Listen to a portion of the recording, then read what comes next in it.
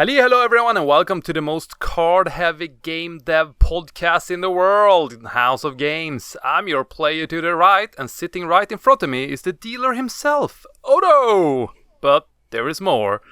I place a card with only +5 in marketing on the table whilst looking to my left, where I'm met by a cold, pixelated gaze from another not so impressed player, Mr. Mattias.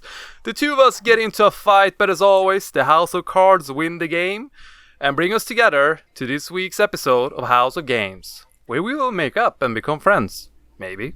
Stick until the end and you will find out in House of Games. House of Cards. Shit, what is it? Whatever.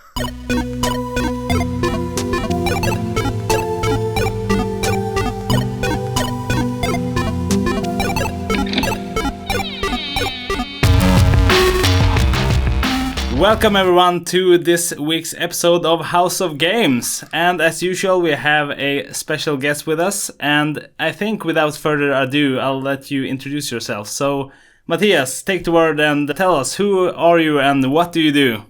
Thank you and hello. My name is Mattias and I actually split my time between being a games marketer, co-running a co-development studio, and also being a producer on Extreme part-time.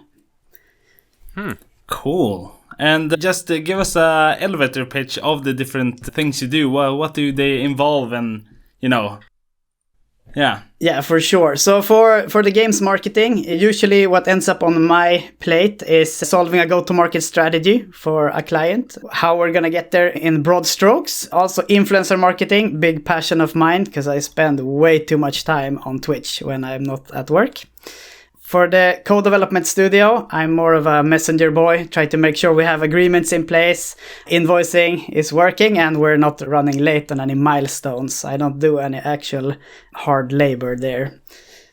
And similar to that, also the super part-time producing, I should say, is, are we on budget? Are we on schedule? Is everything going well? Or do you need something from me? Usually my go-to questions. Is that what they do? I always sort of thought I wanted to be a producer. I thought that was just like the guy who walks into an office and have a bunch of ideas and other people do it. Not in my experience. Well, I don't do much myself. I do try to enable the people who have the skills. I'm actually coming from an IT background, so I don't know how to do any coding. I don't know how to do anything graphical. I don't know how to do anything other than make sure that the people who know what to do are able to do it. So clearing their schedules, make sure that we have enough funding to go around and that we keep our commitments. This is really interesting. I know this is your super part-time job and I sort of got sucked into it now, but I have one more question about that before we go to your other two jobs. Yep.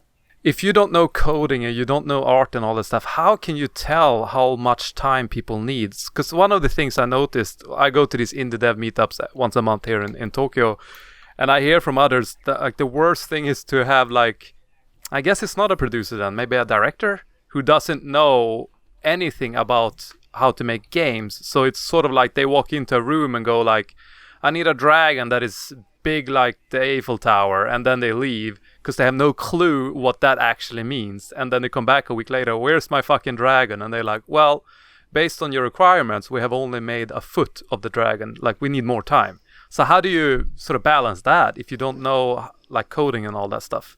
I guess you have experience, but Yeah, but I'm also really good at asking stupid questions. So usually I end up in between the people who are going to make the dragon in this case and whoever asked for it. So then it's kind of my job to figure out how much resources do we need to actually make this dragon, and then try to mediate it when the reality doesn't match the vision. So maybe you can have a pocket-sized dragon in this time. Usually I try to tell them you can have it fast, cheap, or good. 2 out of 3 you can pick, and whichever you don't pick out of the 3 is gonna be what is the drawback. Interesting. Cool. And what are you producing? Currently, I'm a super part-time producer for a game called Vessels of Decay, which is a game from inside the Raw Punks Collective, and I'm also a super part-time producer for a mobile auto runner that we're doing in a collaboration with Huya, the Gällivare pop duo. Ooh.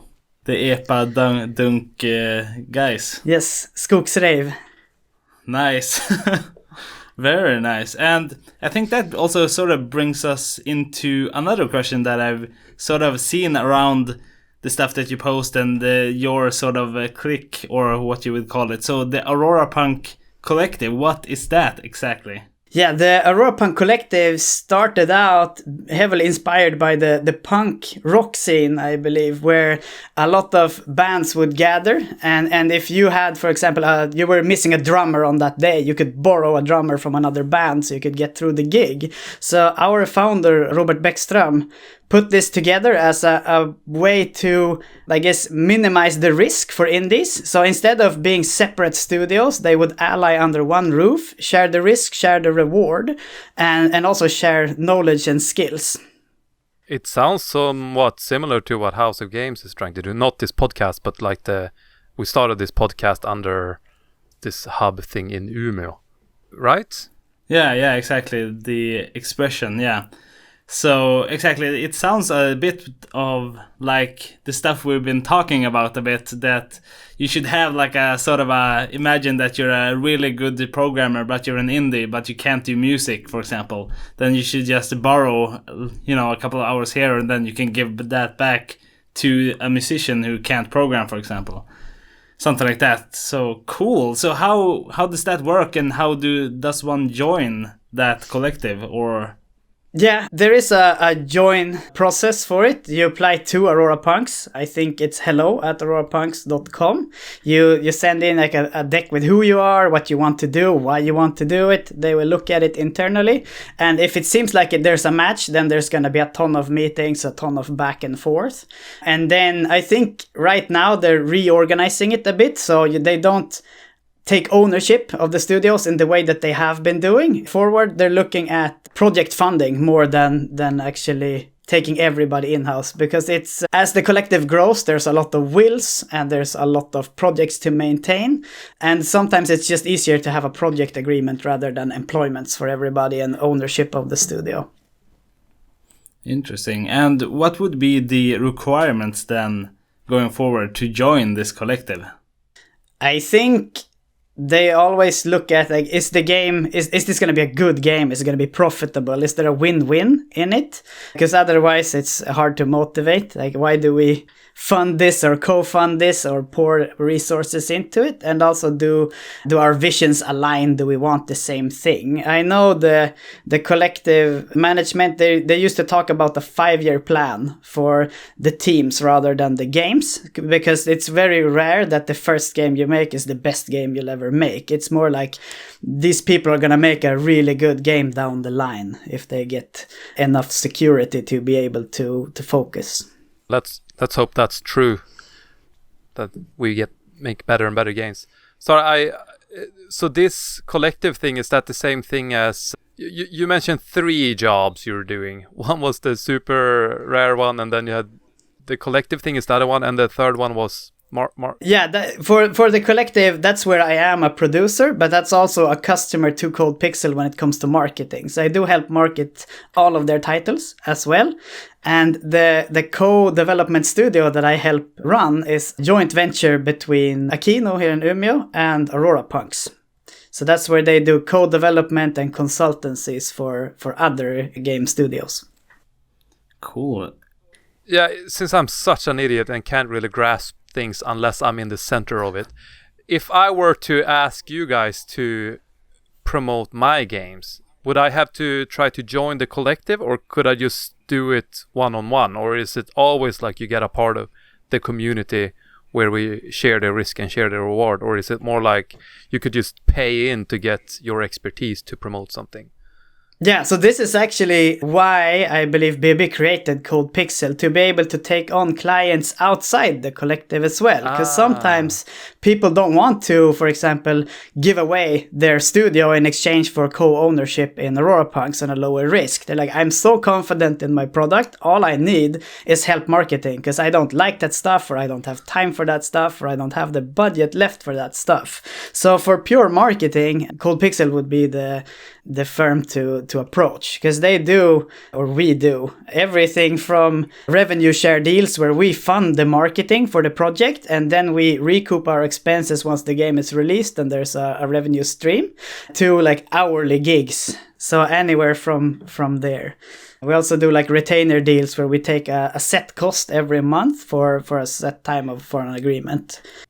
Interesting. Cool. And so I was just curious about the Aurora Punks thing again. So that the way that works is that you sort of merge your company with the collective. So they own a part of your company and then you own a part of the collective. Yeah, so what happens is usually the studio gets absorbed, so you give up your company, or that merges with the Aurora Punks umbrella, and instead you get shares in Aurora Punks to the evaluation of your company versus Aurora Punks. So you get to mitigate the risk, but you get less of the reward. If you create the next Among Us, you're probably gonna feel like, shoot, I should have done this on my own. But on the other hand, if your 5th game, for example, is the game that makes it big, you probably wouldn't have gotten there on your own unless you could find funding for the other 4 projects first. Right. So it definitely has downsides if you were to make it really big, but so few studios do, and very rarely on the first game. So I think the upside outweighs the downsides. Have you guys ever worked with one who sort of regret it after the fact? There have been some studios that have left the collective, but not due to being like a monster hit, more like the vision that they had weren't as aligned as they previously thought, and then they just parted ways instead. What is the requirements to join the collective? You said that it's like if it's a great game, you guys want to bring it on board, but do you guys also have some, I don't know, requirements, or it can't be this type of game, or we prefer to promote these types of games and so on? Not to my knowledge that there is, but it's also like the field is changing so quickly. So maybe we wouldn't do another side-scrolling roguelike right now if we have one, for example. But it's more of a studio match. Like, do these people feel like a good fit for the collective, and can we make our money back from the game? Of course. Both of those are very important, because it at the end of the day, it is a business too. It's not charity. And how many studios are in the collective, or teams, or whatever you call it? I think right now there's 4, and we recently parted ways with the largest or second largest one due to, I think, a budget constraint. Like they were in between projects. The previous projects didn't really sell, and there was like a misalignment in what to do next. Because a requirement also to be in the collective is if you're in between projects and you don't have a new project greenlit, you're expected to help out on other projects or do work for hire or help the community have funds. So I think it was expiration ran out on the relationship. But how does that mean? Like, let's say if I join the collective and then halfway through the development of my next game, I'm like, you know what? I think I can do better on my own, so I don't have to share the risk and reward with the collective. Could I move from that to the Cold Pixel part only? Or could I tap out completely and just do it myself? And what does the contract mean? Like, because it sounds like they could just leave. That's a good question. It's probably above my... Yeah, no, there are contracts in place. So the disengaging from the collective is pretty... It's not done in an afternoon. There's contracts back and forth. I'm guessing there's lawyers in there too. But both parties need to like negotiate in good faith, because there's such a small pond making games, so burning a bridge is not very good for the long term for either party. And it hasn't happened that frequently. I hope I don't sell it as it's just a matter of staying here, getting to develop and be safe, and then you leave, because it needs to be a shared vision to work together for a long time. Interesting. Yeah. Very cool. And so do you want to tell us about the marketing part? So say that we have a a studio, Runic Codes, for example. He wants to market his games, and the goal is as many sold games as possible. Like from the beginning, from the first point of contact to wherever it ends, so to speak. How does that process go? Yeah, usually we start out with a easy meeting where we just introduce ourselves and we take a look at the game. We play all the games that we consider working with, because if we don't like them, it's going to be very hard to market it genuinely. And luckily, most games have an appeal, and we can see it and feel it when we play it. So already there we get like ideas like how would we use the selling points for this game? How can we use that in the marketing? Is this more of an esport title? Is this streamable? Is this something we should market on Reddit? Or how do we get people to discover this game? Like what's the hook of the game and who likes that? And where do we talk to them? And then after that step, if we still are on the right path, we start looking at what's the budget for this. Is this a title that we could consider funding if they don't have the funds, for example? Or what services that we provide, because we provide everything from making a trailer to writing a song for the game to taking over social media, community building, ads, getting streamers, anything you would expect from a marketing department called Pixel can do. And then the price varies. If you want to keep 90% of that for yourself, I want someone to handle my Twitter, Discord, and find me some streamers, then the price is lower. Yeah, I was gonna say, it sounds really expensive, like taking care of all of that. You said that you're trying to find, like when you play a game, like what's the hook of the game and how can we reach the people? Do you feel like you have all corners of the market covered? Like, would there be a game that you feel like you wouldn't be able to promote because of your followings and all that doesn't really align with that type of game? Some genres I think are harder than others, not only due to our experience with it. It's just that puzzle games I think can be very challenging because we like to use influencers or streamers or show people playing the game to really convey like what's the game about, why is this fun? And once you've seen how to solve a puzzle game, the magic is kind of gone. And then it's harder to keep people interested without showing. And then when you show too much, you can't really convey that they should buy the game. Yeah, I was gonna ask that. Like one of my games, there's a YouTuber who made videos about my Red Colony series, and I think that some of them have like over 100,000 views, if not more. But it's like it doesn't translate to sales at all. It's just he just spoiled the whole game. I'm not saying I'm upset or anything about it, because I sort of became a fan of him because it was just so much fun to watch someone play my game, and he sort of got it, what I was going for, so he was laughing along and all that stuff. But my point is, like, it doesn't seem to translate to sales depending on the game, I guess. Yeah, genre is a lot. Also, there's visual novels where it's like the story is the main thing, and if there's not different endings or the story branches off, so depending on what you choose, other options appear. If it doesn't have that, it's the same thing. You give away too much, and now people might not buy it because of that. Yeah, I had different endings in my games, but they're sort of playable graphic novels is sort of how I promoted it here in Japan. But they always have like two endings. So my hope was, when I saw this guy in particular playing my games, is that, maybe people are interested to find out what the other ending is. Yeah. But it was not something I had in mind when I made the game. Like, I hope some influencer will play this and sort of make people interested, and then they go out and buy the game. It was not really like that. But yes, you're right. If it's different endings and all that stuff, people might be interested to pick up the game to give it a go on their own. Yeah. There's also, I guess, the really scary games or the really hard games might also end up in a category where you rather watch someone else play than play yourself.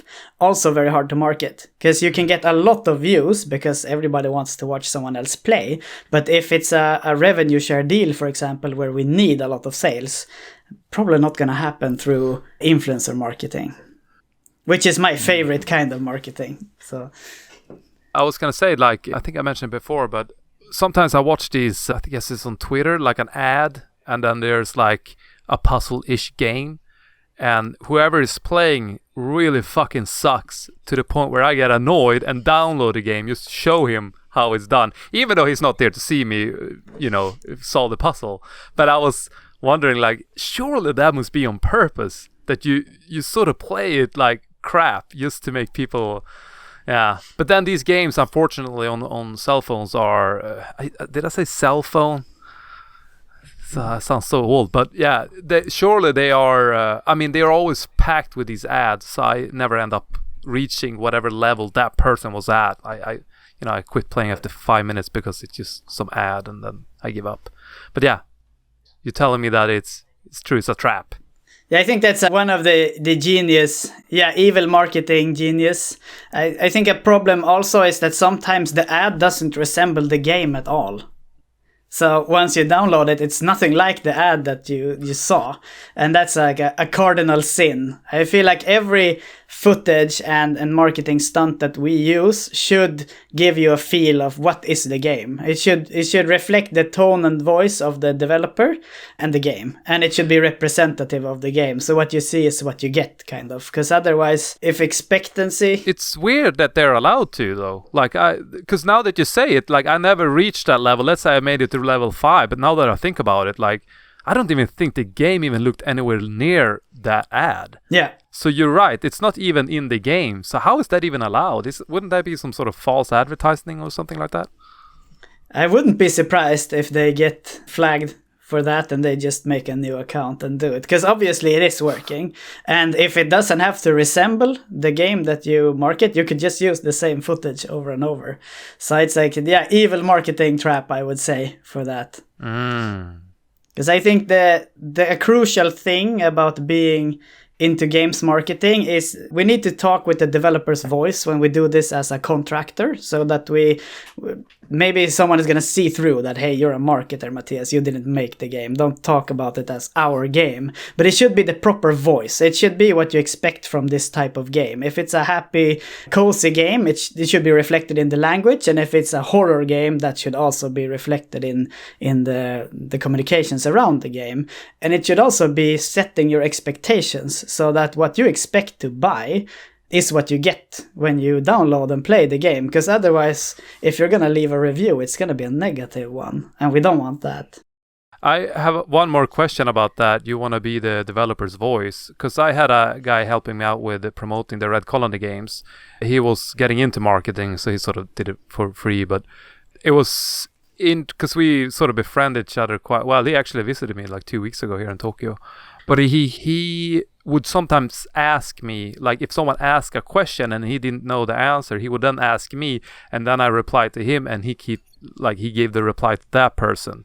And as someone who don't like to be online, and I hate like what you do for a living, is like my biggest nightmare. I don't want to deal with any of that. So, but because I guess he didn't know enough about the game, he wasn't able to answer all the questions. So I felt like I was still doing this shit that I really don't want to do. Or like, can you provide me with like some screenshots? Or can you make like a happy Easter picture? And it's like, oh man, now I'm doing all the things that I really don't want to do. So I'm curious, like, let's say I would work with you guys. How much stuff do I have to provide? Like, can I just completely ignore you guys and just keep on working on the game? Or would we have to be back and forth a lot during the process of everything? We recommend, even if some customers, they really, just like you, they want to like, take this, I just want to make games, you take care of this. We still want to like get the aim correct. So what we could do, for example, when we know that you don't want to do this, is that we write up like, this is what I was gonna reply. Is this okay, or should this be altered? Or this is what we would post for the Christmas special. Does this resonate with you, or does this feel like I would never in a million years want this associated with my game? So we have quite different developers that we work with. Some of them, they just want us as a reinforcement. So they take the responsibility to write it, and we reinforce it, and we be like the megaphone and like extend the message and post it everywhere. Some want us to just autonomously create stuff, and some want us to create it and then they get to iterate and accept or reject it. And we're fine either way, because we usually invoice by the hour anyway. So it's okay for us either way, as long as the end result is good. And sometimes they use up all their creativeness in creating the game and doing all the story and coming up with skills or what puzzles or what have you. So the social media side just blanks until they see something that we suggest, and we're like, this is what we were gonna post, and they're like, yeah, this is really funny, but it would be even better if, and then they get kind of inspired and want to be part of it. So best case for us is to have it as a back and forth and dialogue. But we also have clients where we just report, this is what we do, and this is how it went. Interesting.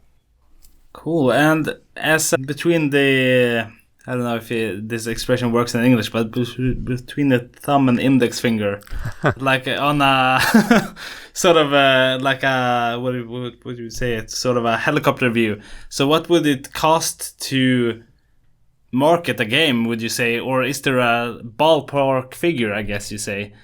Something like that, like, or how revenue share works. So like if you give a ballpark figure, like you have to have this sort of sales to be able to market it, or you have to have, something like that. Yeah, that one is the trickiest, so I guess I'll save that one for last. Like, if you wanted an hourly rate and you know exactly what you want, for example, we want help with social media. We want you to make our Discord feel alive, like do some raffles, get some merchandise out there. Then I know exactly how much it's gonna cost me, and I know how many hours roughly that's gonna be. So I could tell you, like, $55 an hour, we're gonna spend 8 hours a month on this, and you can increase or decrease as you see fit. Then it's like easy. If it's like a monthly thing, it's roughly the same, but usually more work. So let's say I could give you a price could range between $2,000 and $5,000 per month, depending on if you want very much engagement. You want like 3 social media posts a week on every channel that you have. You want Discord competitions, you want streamers, and you want us to make a go-to-market strategy and have meetings with you every week on how that's going. That's going to be more expensive. And for revenue share, then we get into the heavy calculation, because then we have to look at the marketability of your game, the price point of your game, and then we have to make like an estimation, like how many copies do we think that this game is gonna sell, how much are we gonna have to invest in the marketing to get there, and then we come up with like a percentage from that to make it feel fair. But what we do at Cold Pixel is we make sure that we can give all our price estimations with a straight face and make sure that it feels fair. And also we try to always charge a lot less than the publishers do, because usually they have pretty harsh contracts. So we always want to leave some of the revenue for the developer as well. Interesting. I was going to say, if I had a publisher and they gave me a budget to promote my game, because they don't do it, I would, let's say I go to you. Has that ever happened, that someone has a publisher and he got a bunch of money to promote the game and then he just hire you guys to do it for him? Yeah, that has happened. We have had people get, for example, marketing grants, or they get like a big bunch of money and then they approach us and say like, how would you help us spend this in the best way? So we help them with a budget proposal and help them promote the game up until launch, for example. We've also had a few games that we have helped with marketing and with the pitches for publishers that have elected to have us stay on, with the idea that we already know the product, we already have marketing activities running, so it's easier to just pay us instead of having the developer pay us. They pay us, and then we stay on for up until launch, or a set point where there's a cutoff. So you pitch the game for the developer? Yeah, sometimes we do, because developers don't really like marketing or pitching or sales. Some of them even, I guess the more you consider it art, the harder it is to see it as a commercial product. And that's where we can come in and help too. Yeah. Yeah, so I was just something that I think, at least for me, that it would be nice to have sort of a definition of is a go-to-market strategy. What exactly is that? Yeah, so that is, for me at least, I don't know if there is an official definition. That's everything we're gonna do from announcing the game and start building the community up until after the game is already launched, and we have like this is the sales plan for you. So you start engaging the people who don't want to purchase full price, they're waiting for a sale, so that you don't give away too much too soon also. I was thinking, you mentioned before, like if you can tell straight away if you want to bring the game on board or not with Cold Pixel, for example, not the community thing. But I assume then the game must be somewhat playable, and also at that point the developer have probably already revealed the game. Or would you consider that not being a proper reveal? Like, for example, I revealed my current game Sunset Moon like a month ago, but I have no following or nothing. It's like a fart in space. Nothing happened from that. Actually, I did see a Japanese article writing about it, but that's it. Like, no one cared. So in your view, would that not be counted as a reveal of the game? So if you took care of it, would that be make a bigger splash and would be considered more like a proper reveal? Yeah, we have done that in the past. Okay. Actually. So if nobody noticed, nobody cares, who's gonna like protest that you already revealed this? So we have done that in the past for certain games with different results. Sometimes we didn't manage to get that much better results either. Other games, it's like second time was the charm, and now it got like more coverage. So to answer the question, if there's not a playable, it's gonna be very, very early in the cycle where we come in. We don't mind doing that. In fact, we like coming in early, because the big pet peeve that we have is that developers sometimes they don't want to show what they're working on. And then it's like when it's too late to change anything due to feedback, or maybe this is saturated now and needs another feature. It's like, no, it's too late. Or you have the best game ever, but you haven't built a community around it, and you come to me and you're like, I launch in 3 weeks, what can you do? Answer is not much unless we have a lot of money to move this. Interestingly, I had my sort of early work in progress trailer for my game, and that was somewhat inspired by Odo, who talked about releasing a game very early on and people can sort of try it out. And I also had that. I can't remember if you inspired me or whatever, but I thought it would be neat to show it off early for that reason that you just mentioned, that people can come in and give feedback and stuff like that. And then I could learn things from the feedback. But then I'm also one of these donkey-brained artists who don't want to change too much of my vision, because I think in the end of the day, this is my game, my product, my art piece. So if you don't want this, then go and play something else. It's sort of like my mentality all the time. Like, I'm making this to express my artistic vision. And I'm always sort of scared of that idea of getting, you mentioned it before, like, I don't want to see it as a product. But of course, reality sort of forces me to see it as a product, because I can't pay my rent by telling my landlord, well, I made an artistic game, man. Like, you can't do shit with that. So I think a lot of maybe artists or developers fight with those thoughts all the time. I'm definitely doing that. I'm very defensive of what I want the game to be. And if you come with some idea that's probably going to make the game better, I will still be like, no, but that's not the point. That's not what you're supposed to feel or see. So I'm not sure. I had a question somewhere, but I forgot it. Yeah, I can spin off that, unless you want to say something to Otto.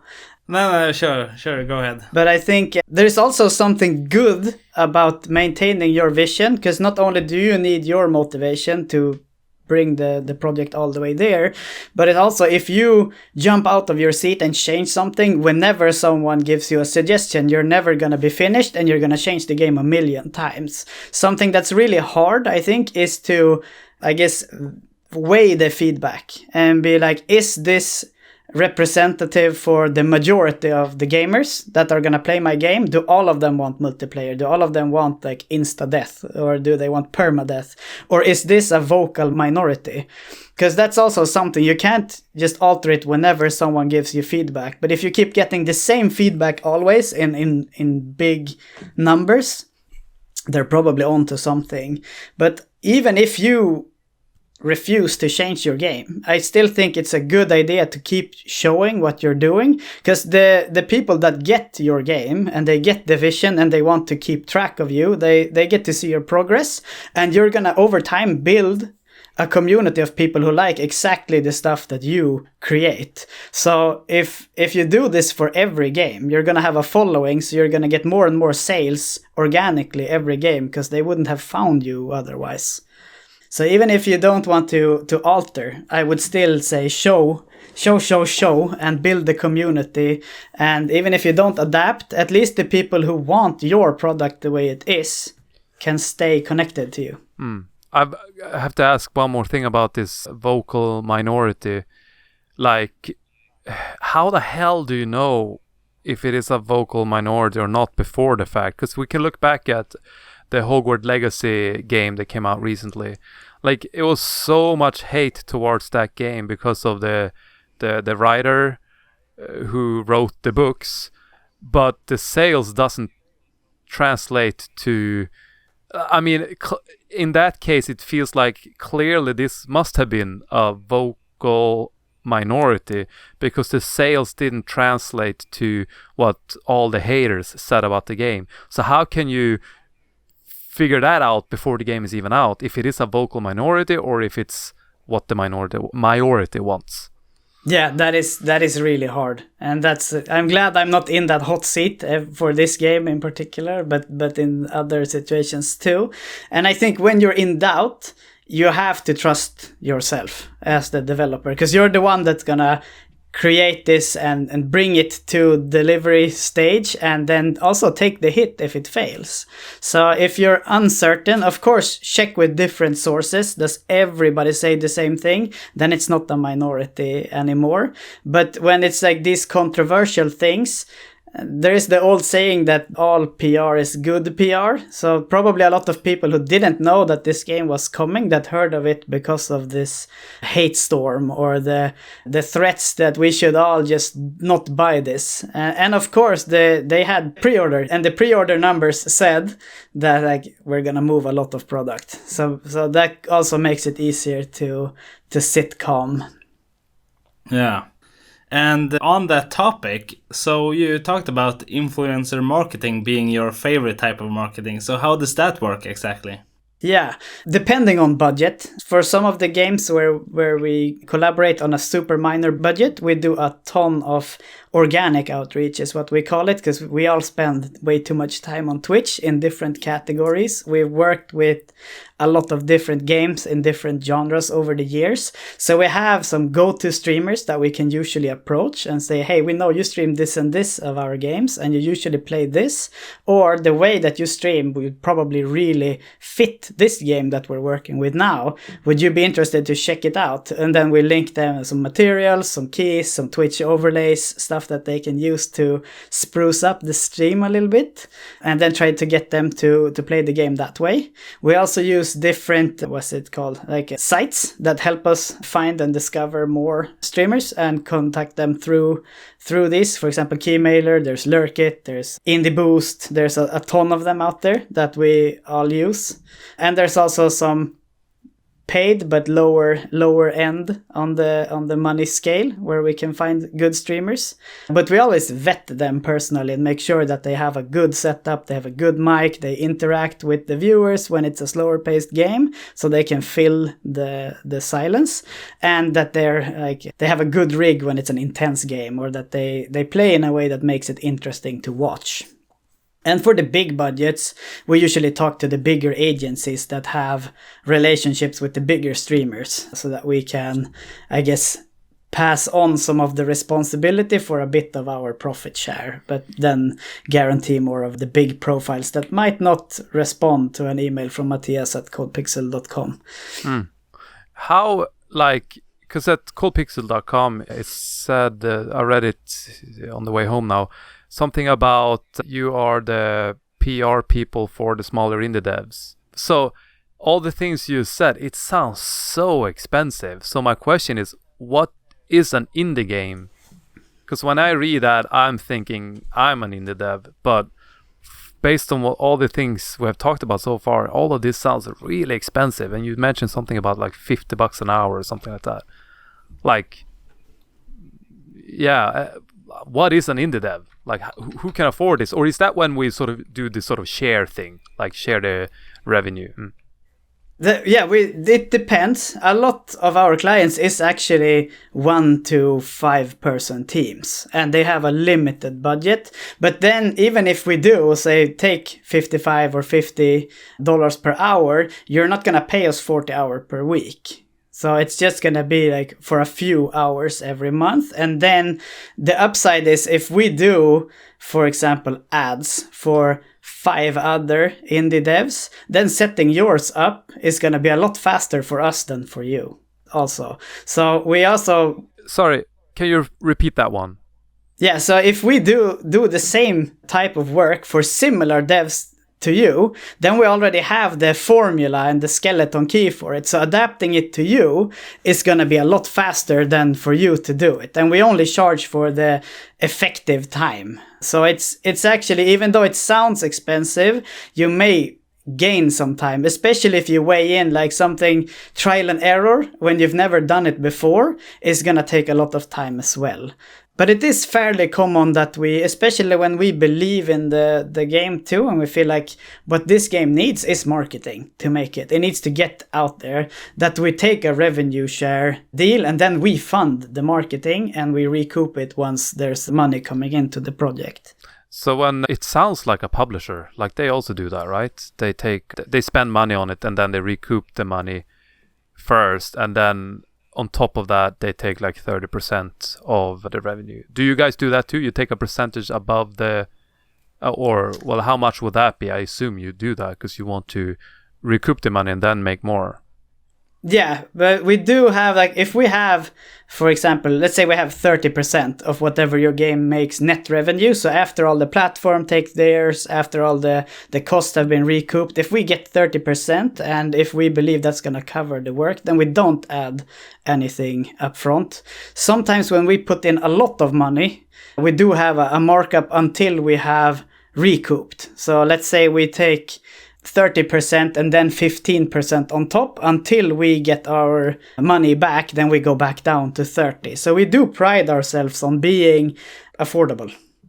So we always try to find a way to make it work, and we never spend in a stupid way too. So if let's say you want us to fund your marketing, and then most devs want some type of control. So we always sync with you and say, okay, this is the ads plan, we're gonna spend this much. And then you're like, that sounds a bit aggressive. Can we start lower? And then we of course adapt. And usually we start really low until we see, like, at this point in time for this game, these platforms perform the best. And we get, let's say, this many clicks per dollar.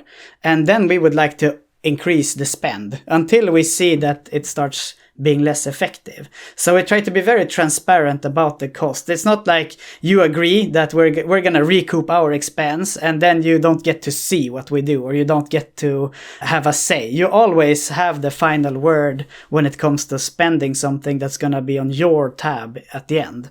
If it's, let's say, it's our work time and sweat equity that we're not going to charge you, then we take more of a liberty with it. Like if Mattias wants to spend 10 hours vetting streamers, we will do that anyways, even though we don't charge extra for it. So, because I had a publisher for my previous games, and if I were to have a publisher and you, that would mean, for example, if I release a game on Nintendo Switch, Nintendo takes 30%, and then of the remaining money, my publisher takes 30%, and then you guys could potentially take 30% as well. But it sort of sounds like it's better to work with you if I self-publish. Yeah, I would say so. sometimes also the publisher gives you a marketing budget and you're like, do I have to spend this in a certain way? And they say, no, you're free to do whatever you want with this. Then you could hire us on a set rate instead of a revenue share as well. So that's not uncommon. And sometimes the publishers also say that they're going to give you marketing and you cannot work with anybody else. So there's been times where we have helped a client and then they get signed with a publisher, and then we can't work with them going forward either. Interesting. Yeah. Wow. Yeah. And I was just curious about a follow-up question to something you said earlier. So you talked about agencies for bigger streamers. So this is the first time I've heard about that phenomena. How does that work? Yeah, there are agencies out there that collaborate with streamers, and they all have this magical tool that we never get to see on the outside that helps them sort out the best streamers for each game depending on different parameters, which I believe are price, genre, maybe like streamability scale that they assign to it, and then they talk to the streamers instead of us. And usually these people are very good but very expensive, so we don't use them a lot because we feel like we can do maybe not as good, because we don't only do streamers, we do a lot of other things, but we can do a very solid job for a lot less. But sometimes the devs we work with, they either have had them collaborate on in the past, or they're like, nope, we want this much money shot into streamers and this is the fastest way to do it, and then we help out. Right. And something else also that I'm really curious about.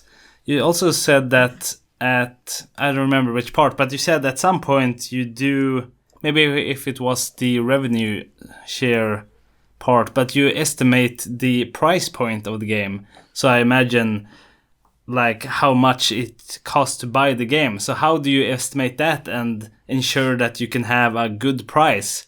For example, if it's too high or too low? Yeah, usually that's part of the go-to-market strategy. We look at the market and see like what are similar games to this? How much do they cost? Do they have similar playtime? Are they released like in the recent time, or are they like ancient? To estimate, like we believe that the price point should be around here. Because cheaper isn't always better. Of course, more expensive is usually not good. Okay. So is it more common that people charge too much or too little for their games, would you say? I think on Steam, people are very modest and price low. And on Switch is my personal belief that indie games need to be a bit cheaper. Because a lot of the times the purchasing patterns that I see is either they charge their wallets with exactly the right amount to buy the new Zelda, or they charge the wallet with like $100. And then my game needs to fit in what's left once they buy the Zelda or Super Mario title that they want. Oh, that's smart.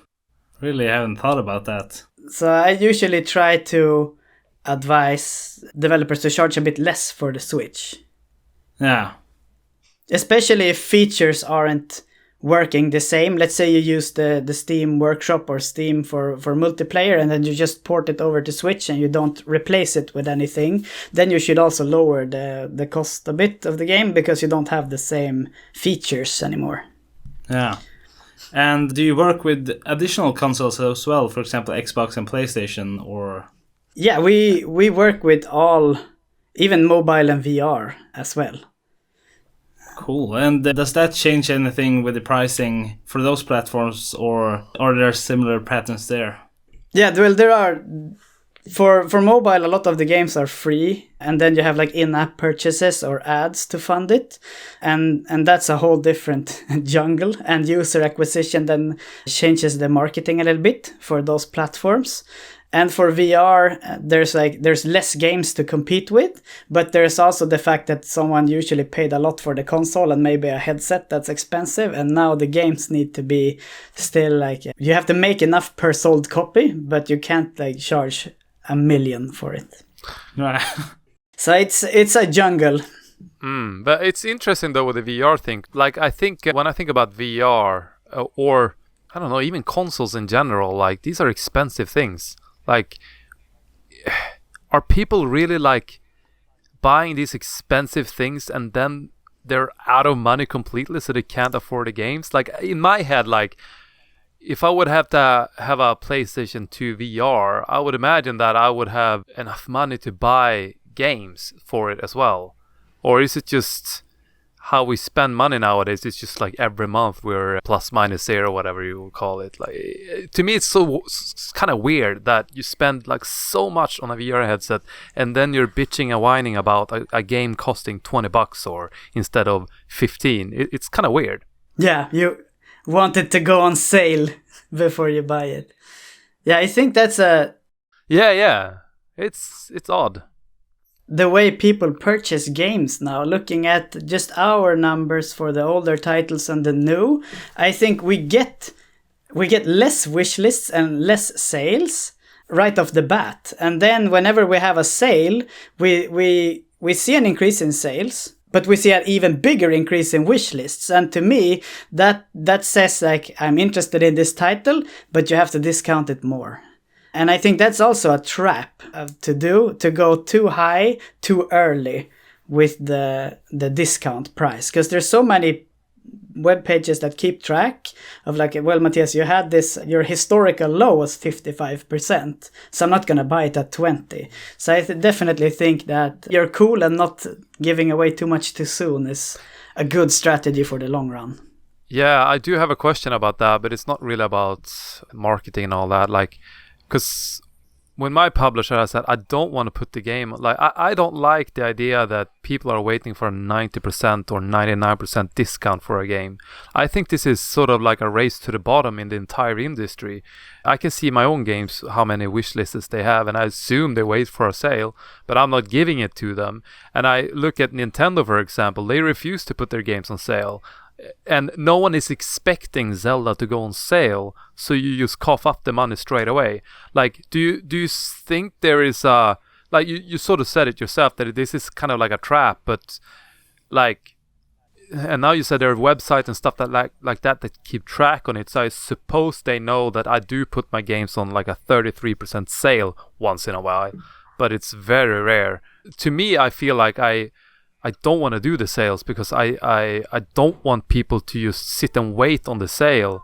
Like, I obviously want you to buy the game. If you're interested in it, buy it. So I can make money and then I can make more games for you. But it's like, it's this beautiful dance between being the developer and the gamer or whatever. Like, because I also buy games on sale. So I'm not, I'm a part of the problem, but at the same time, it's weird. I don't know where I was going with that, but yeah, but I think you're onto something there. I think we as developers and marketers and just providers of the titles, we make it too easy on them by having high sales often. Of course, with the like all the titles coming out there, like there's so much competition. So if someone they're just gonna wait for so long to get my game. Otherwise, they're gonna get a similar game for a lower price. So it's also like there's so many games, especially on Steam, coming out all the time, that being on sale is one way to stand out. Especially if you can get like a daily deal, so you can bundle your discount with some FOMO as well. Like it's gonna be this much off, but only for today. So it is a jungle out there, and I definitely think that my recommendation is don't go too high too soon, because once you start doing that, it's harder to move units at the lower discounts. Yeah, it's quite heartbreaking when you see like a comment like $10 for this. What, are you fucking kidding me? I can buy Spider-Man, like a AAA billion-dollar title, for $9.99. It's like, yeah, but they sold like 1 billion units already. Like, they recouped all their money, and now whatever Sony's, I think, is too aggressive to discounting their game once in a while. Like, it's just gravy on top for them, but it's sort of ruined it for everyone else, because now people are expecting me, like this tiny little indie dev who doesn't even survive on this, to give a 99% discount. Like, what am I making from that? Nothing. So it ruined it for everyone in a way. Yeah, it's really hard to compete with that, especially since they're not gonna go bankrupt if they don't move any extra titles from this or games from this brand. While for us, a lot of times it needs to tip the needle, like on the scale. Like, do I make a sequel, or do I make another game, or do I take another job while I wait for the sales to maybe kick off? And it's not as simple as just raising your original price and then having it on sale permanently, because people still expect a certain playtime for a certain price too. But I think my best advice is to just really monitor your niche in the market and make sure that you price accordingly to the other games in the same pocket and the same scope. So if your game is smaller, then be a bit lower in price. But if you are comparable, then don't be afraid to charge for your game, because the most amount of units you're gonna sell are gonna be during a sale once you get there. But plan accordingly, so you don't have to rush a sale. So you don't do like a launch discount of 40%, because that just seems like, are you not confident in your own product? Interesting, yeah. And for the record, my previous comment there, this is capitalism. It's just the way it is. Like, these bigger companies, they don't give a fuck if they crush everyone else, because it's just the way it is.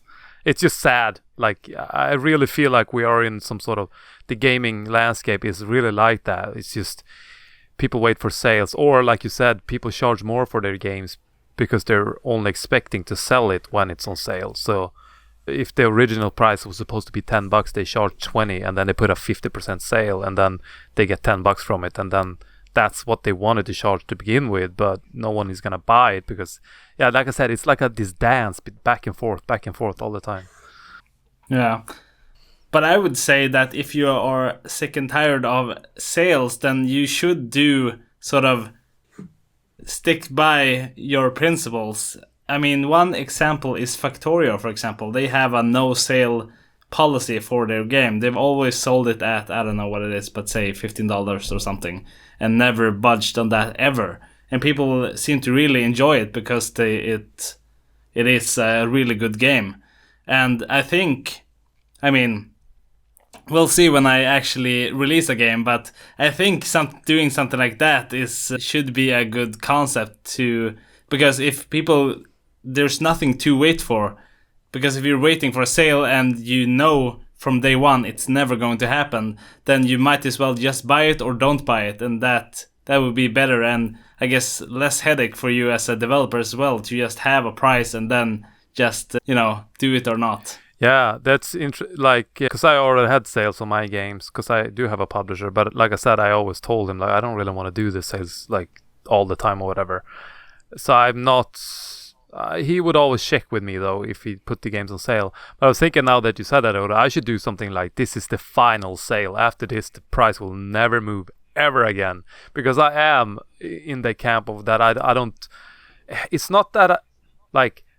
To me, it's also a fucking headache to constantly sort of think about this. Like today, I just came from this meeting, right, to a company that's gonna make music for my next game, and the manager there is like, do you want to do royalties or do you want to buy all the rights? And it's my friend making the music, so I get it dirt cheap. And I said, like, the only way for me to do this deal is I have all the rights and I do whatever I want with it. Otherwise, it's not going to happen, because I cannot be bothered to pay out royalties. I cannot be bothered to update the contracts and all that stuff. It's a one-time thing, because yeah, I'm a developer and all I care about is making my games. I couldn't care less about all the headaches that comes outside creating the actual game. Like, I'm running a company, not because I want to, because I have to, because you have to have a company at some points to get your games out. I really don't want a company. It's so much bullshit that comes with it. Just talk to my other friend in Sweden who's going to help me with the paperwork from now on, because I did it last year myself, and it was just like, fuck that. And a couple of episodes I told you, Odo, that I tried to get some help from Sweden, and it's just like, you stuck in line 40 minutes over the phone. It's just like so much bullshittery that I don't want to deal with. So when I do things, I want it to be a one-time thing and never think about it again. So what you said there, Odo, that rings true to me. I like that. Like, just because that's what it's all about. Like, all the headaches that comes with doing the sales and all that stuff. You don't want that. You just want to get your game out, hope people enjoy it, and then you keep on making the next game and hope people will come along and play that one. And something I think, if you want to do a middle ground, you could do that like sort of a hardline. It costs $10, doesn't matter. And then you could do something like, I think Space Engineer did something like that, at least. I don't know if they did regular sales or not, but at least they had a 4-pack of the game for like 25% off or something. And you could have like I don't know, a permanent something like that. So that means at least, you get some discount, but at least then you buy 4. You convince 3 of your friends to buy it instead. So I guess then you could, feel like a cool guy for giving a discount, but at the same time you would be making more money than otherwise, I guess. Huh. Interesting. Yeah. Yeah. But then again, Space Engineers had multiplayer, so I guess that would be sort of a requirement, or you would have to do, something to make it worthwhile buying it for 3 friends. Yeah, imagine someone trying to convince 3 of their friends to buy Red Colony. They're like, what? Why the no. Come on, man. Come on. It will be fun. It's an offline game. We sit and play on our own. That wouldn't work. I think a really good tip that I want to emphasize there in what you said also, when you have someone make art or music or something for your game, make sure to pay them in a once-off to have all the future rights to it, because the revenue split or the rights can be a real headache in case your game gets super successful. Yeah, we talked about that in the meeting today, like, because that manager, he was very picky about those things, like, yeah, the licensing and all that stuff. And then I told him, like, I'm not a businessman, like, what would you say is the best way out of this? And he's like, well, a one-time price. And then I had to ask him, like, well, is there a price that is too low? Because that's a very professional studio. But because it's my friend who's working in the studio and it's like a friend price, it's... I mean, from this deal, I'm coming out the winner and everyone knows it because I get to work with a very big studio and I'm a nobody. But at the same time, for my friend, he is, like what you just said, is that if the game takes off, his name goes out there. And he get like a month worth of salary for this, even though it's probably worth at least 4 months, 5 months of salary. And if the game became super popular, it would obviously be worth way more. But he also know that, in quotes, the risk of helping me. But yeah, it's a one-time deal. I wouldn't have it any other way because I couldn't be bothered with all the headaches that comes with it. I definitely want to emphasize that for any aspiring devs out there listening. And also, in case the game makes it big and you become a billionaire, of course, buy him a Lambo or something as a reward, but don't include that in the contract. Just make sure you have your back secure and free. Yeah. Yeah, the manager, he sort of said, well, if it was popular, you could probably throw in a bonus. And I was like, yeah. And then after we left the meeting, I told my friend, like, well, that bonus is out of the contract because even if that's in the contract, that means the company takes some money anyway because everything has to go through a company. So that's obviously some cuts there. So yeah, the liable, that will be on the side. Yeah, interesting. Well, we're we're a bit over an hour. So before we end the episode, Ruben, do you have any additional questions or anything you want to talk about? Yeah, I do have one more, if I may. Yeah. You mentioned earlier on in this interview, I wanted to ask you back then, but forgot, about Twitch stuff. And you said, like, everyone like to watch others play games. I think this is weird. I would never do that. What do you think that comes from? Like, why do people watch others? I don't know if it's just growing up with the TV and now we have the possibility to influence it a little bit because we couldn't, like, TV is one way communications. Bigger streamers is the same because they never notice you typing, but the smaller ones or the ones that interact a lot with their audience, you can influence what they are doing and what you're watching. And I also think a lot of people, when they have more monitors than one, they want to play a game on one monitor and they want to have someone else play next to them on the other monitor. So I think it's a way of keeping themselves company too. And then on top of that, we have the games that I would never play myself, but I enjoy watching others play. When it's too scary or too hard, then I just lose my temper and I'd rather watch someone else be funny or entertaining when they do it. True. All right. So I guess then, since we are a little bit over an hour, I think we're going to wrap up the episode. But before we do that, Mattias, would you like to just promote anything or send our listeners anywhere just so they know where they can find you if they need to market their games or whatever it might be? Yeah, for sure. I mean, if you are listening and you want to connect with me, you find me on LinkedIn, Mattias Sandström at CodePixel. Send me an email if you want marketing to CodePixel. If you need code development help, contact me at Aurora Punks instead for the code development studio. And I mean, stay awesome. I love this field of business. It's like working in a dream factory every day. I get so much energy out of talking to every single game developer out there. And it's incredible to me that this can, in fact, be a real job. My parents always told me that gaming isn't a real job. That's how I ended up in IT, and I'm glad I made the switch. Very nice. Yeah, great. And we'll make sure to have it all in the description so nobody misses it. And thank you so much for taking the time to talk to us. I feel like this sort of warrants part 2. I feel like we could talk for 3 hours, probably. So you're most welcome back anytime on the podcast. Sounds great. Yeah, and thank you, Rune, again for being my co-host as always. Thank you, everyone, for listening. And that's it, folks. Bye-bye. Bye.